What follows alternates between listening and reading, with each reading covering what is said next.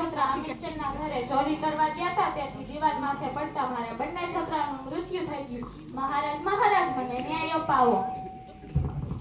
જાઓ સેનાપતિ અમિતચંદને બોલાવી લાવો. જેવી આજ્ઞા.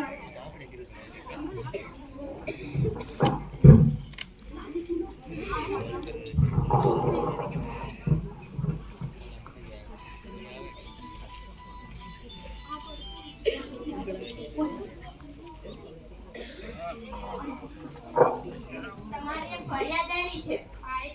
શી ફરિયાદ આવી છે? તમે રાજાના દરબારમાં ચાલો, પછી તમને ખબર પડશે. એમ? તમને ખબર નથી પડતી તમારી ફરિયાદ આવી હોય તો જ તે તમને બોલાવતા હોઈએ.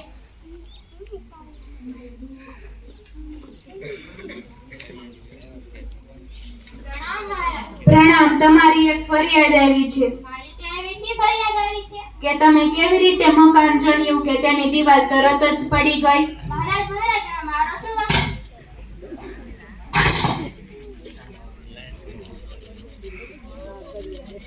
તમારી એક ફરિયાદ આવી છે. કેવી ફરિયાદ? તમે રાજાના દરબારમાં ચાલો, પછી તમને ખબર પડશે.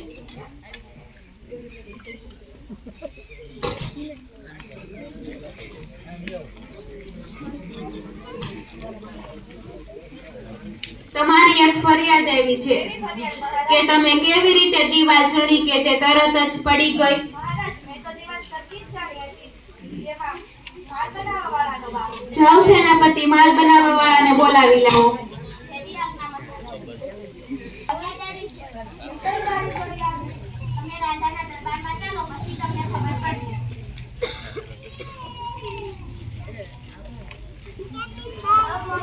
પ્રણામ. તમારી એક ફરિયાદ આવી છે. કઈ તારીખ ફરિયાદ? તમે કેવી રીતે માલ બનાવ્યો કે તેનાથી દીવાલ તરત જ પડી ગઈ. તો માલ સરખો જ બનાવ્યો હતો. પાણીવાળાથી પાણી બધું લખાઈ ગયું હતું. જાઓ સેનાપતિ પાણી વાળાને બોલાવી લાવો. એવી આજ્ઞા મહારાજ.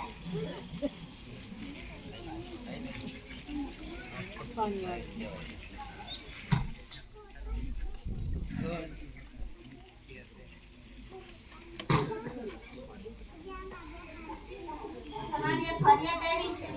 તો શું મારી ફરિયાદ આવી? તમે રાજાના દરબારમાં ચાલો, પછી તમને ખબર પડશે.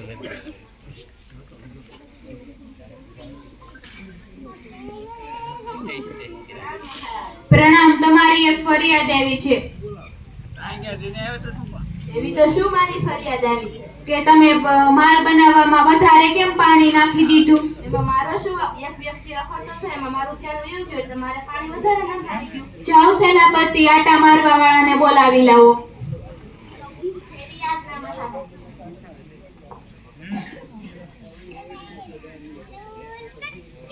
તમારી એક ફરિયાદ આવી છે.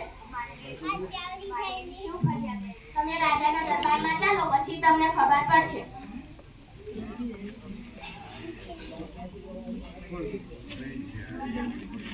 પ્રણામ. તમારી એક ફરિયાદ આવી છે. મારી એવી શું ફરિયાદ આવી? તમારી ફરિયાદ આવી છે. હવે તેના કારણે તમને ફાંસીની સજા દેવામાં આવશે. આટા મારવામાં પણ ફાંસીની સજા આપવામાં આવશે. હા, તમને ખાલી આટા મારવામાં પણ ફાંસીની સજા દેવામાં આવશે. જાઓ સેનાપતિ આને ફાંસીની સજા અપાવો. ઠીક છે મહારાજ. જાડા માણસની છે. શું થયું?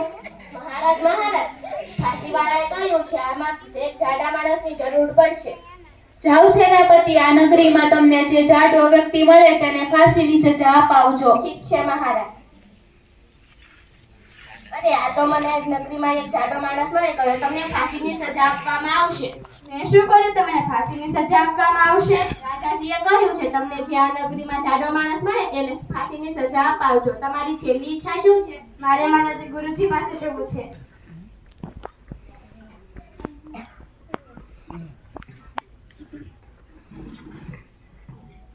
ગુરુજી મને બચાવી લો. હું આ નગરીમાં ખાઈને જાડો થયો છું એટલે મને ફાંસીની સજા આપવામાં આવશે. સેનાપતિ, તમે જતા રહો, મારે મારા શિષ્યને ઉપદેશ આપવો.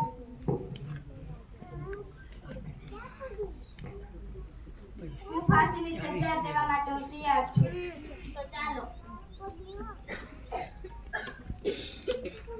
આજે તો ફાંસીની સજાએ હું જ ચડીશ. ના ગુરુજી, ફાંસીની સજાએ તો હું જ ચડીશ.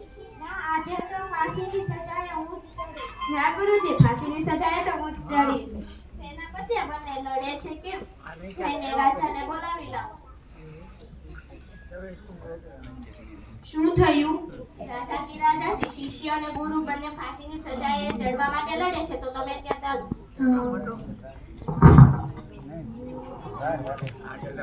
આજે તો ફાંસીની સજાએ હું જ ચડીશ.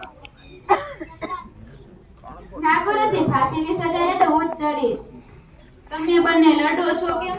આજે જે ફાંસીની સજાએ ચડશે તે સ્વર્ગમાં જશે એટલા માટે.